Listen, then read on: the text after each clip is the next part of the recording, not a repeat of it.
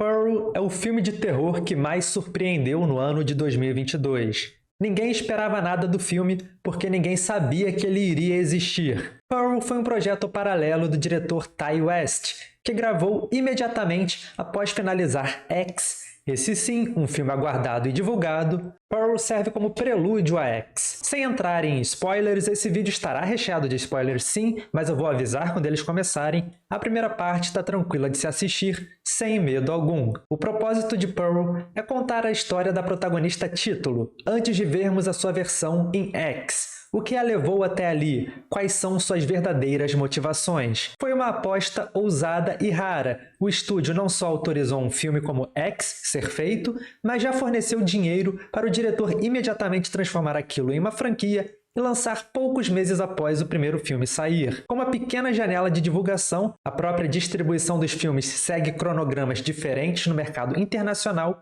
algo muito difícil mesmo de se ver. Mas tudo bem, porque Pearl serve como um complemento excelente a X, mas sozinho, por se tratar de uma prequel, ele funciona muito bem como estudo de personagem, e essa é a sua proposta. Agora que muitas pessoas conseguiram assistir ao filme, começou uma espécie de aclamação à personagem título, porque, pelo próprio pôster, você já percebe se tratar de alguém que tem algo de diferente. Nas redes eu cheguei a ver comparações a um outro projeto, o filme Joker, ou Coringa, de 2019, que ganhou prêmios no Oscar, mas o mais importante, virou um ícone pop.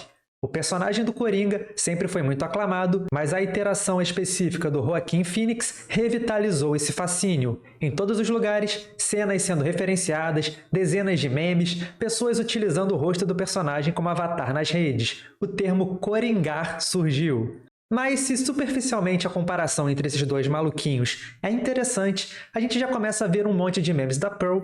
Se pararmos para comparar os dois filmes, eles têm muitas semelhanças na forma em que fazem seus protagonistas terem ações terríveis, mas ao mesmo tempo faz com que você sinta certa pena deles, uma certa compaixão inexplicável.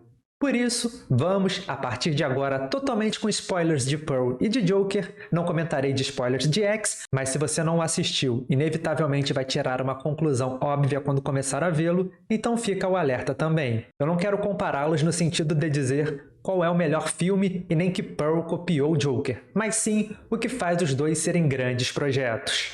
Vamos lá! Pearl e Joker são dois filmes sobre estudo de personagem, ou seja, o objetivo deles não é de criar uma história super complexa necessariamente, com vários coadjuvantes atuando, e sim passar o ponto de vista de alguém sobre o mundo. Por isso a gente passará quase a totalidade de tempo da tela presos em um personagem só. Drama é o gênero ideal para esse tipo de abordagem, porque nele a gente compreende das interações do protagonista com os coadjuvantes, como que ele pensa, quais são os seus dilemas de uma maneira crua.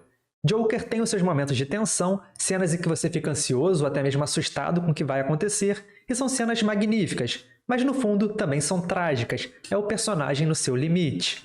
Pearl já é um filme mais para o terror, o que é algo bem mais difícil de causar tanto impacto se você trata de um estudo de personagem. Estando preso em uma personagem só, é difícil ter compaixão com os coadjuvantes, a gente só está os vendo sob a perspectiva da própria Pearl. E todo vilão complexo acredita estar fazendo a coisa certa, apenas de um jeito deturpado. Então quando Pearl finalmente se revolta contra quem a abusava verbalmente o filme inteiro, a gente até compreende como chegou àquele ponto, sem saber o que a vítima realmente pensava no fundo. Mas o filme faz questão desde o começo de colocar a Pearl como alguém que também abusa da situação de poder. Como fazendeira, ela maltrata e tortura aqueles que deveria cuidar sem nenhum pingo de remorso, porque eles são fracos, porque eles não têm como reagir. Ela desconta sua frustração em inocentes. O terror não veria apenas então de imagens gráficas de violência. Em X, por exemplo, as mortes são bem mais brutais. Já em Pearl, o medo constante, o que a protagonista vai fazer agora, desde cedo já mostrando sua instabilidade emocional, como ela vai usar desses artifícios quando o inevitável caos se instaurar. E é isso que vai deixar a gente preso assistindo, ansioso, não esperando algum gore ou jumpscare barato. É um terror com uma construção extremamente lenta, mas eu não consigo pensar no contexto geral de nenhuma cena inútil, tudo faz sentido no final.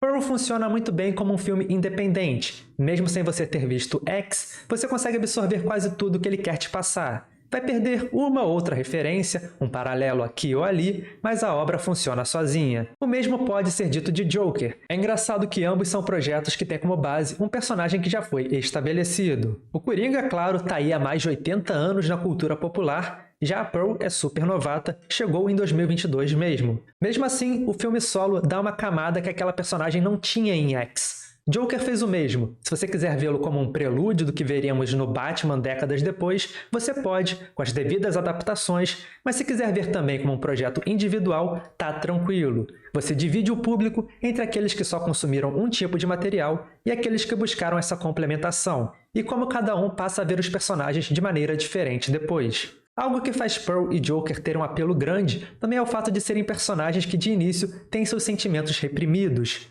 Pearl vive em uma prisão feita por sua mãe, proibida de fazer o que gosta.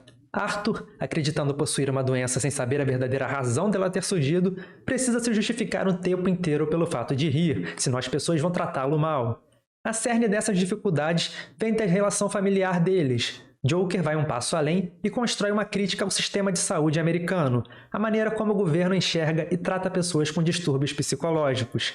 Esse tipo de discussão ainda era muito incipiente na época em que Pearl se passa. Ela acredita estar doente, sua mãe acredita que ela está doente, mas ninguém sabe o que é aquilo ou como se ajustar àquela situação. O que é mais fácil é a fuga religiosa, encarar a Pearl como uma pecadora, alguém que abandonou os desígnios de Deus. Esse embate materno é o mote que transforma Pearl de uma garota problemática que fere apenas os indefesos como forma de vingança por suas próprias frustrações em uma verdadeira assassina em série, que resolve qualquer dilema, real ou imaginário, com a violência. Não curiosamente, ambos os personagens se vingam dos seus progenitores, aqueles que eles viram como causadores de tanto mal. Joker se sentiu enganado pela mãe. Pearl vivia em um conto de fadas na sua cabeça, mas era constantemente puxada de volta à realidade pela mãe, que ela própria teve uma vida frustrante também. Ela não quer que a filha passe pelos mesmos problemas, mas também não dá a chance nem de Pearl tentar seguir os seus sonhos. Só que elas não são monstros inconsequentes, tem uma lógica interna para cada ação de violência.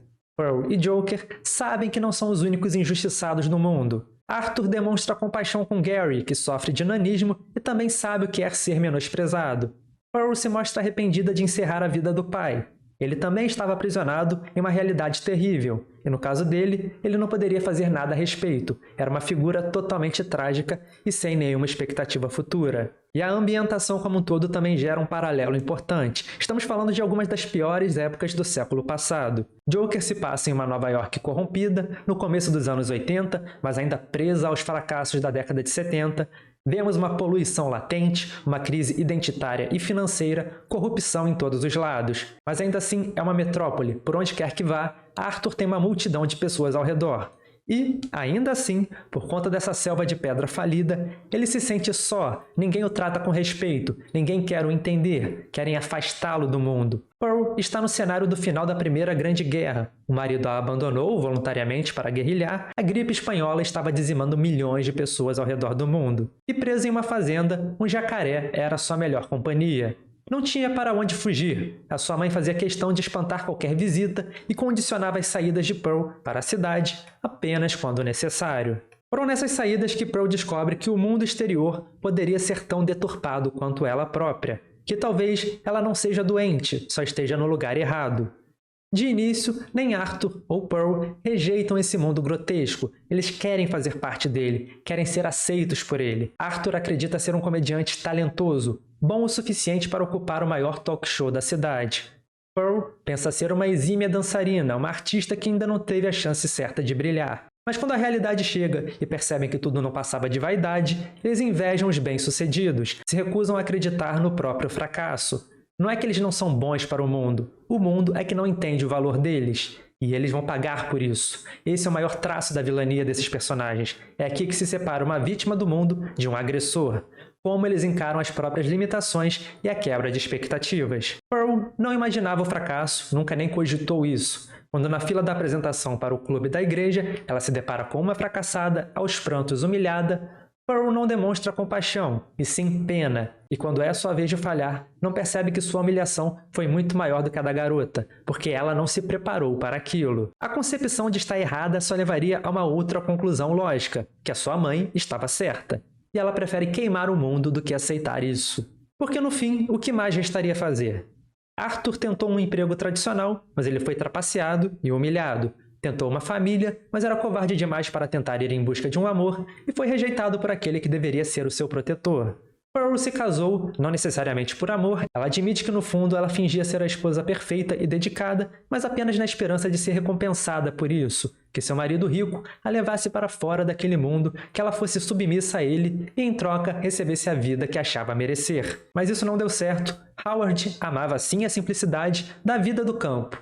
E Pearl se sentiu traída, mais uma vez, por uma expectativa que só existia na cabeça dela.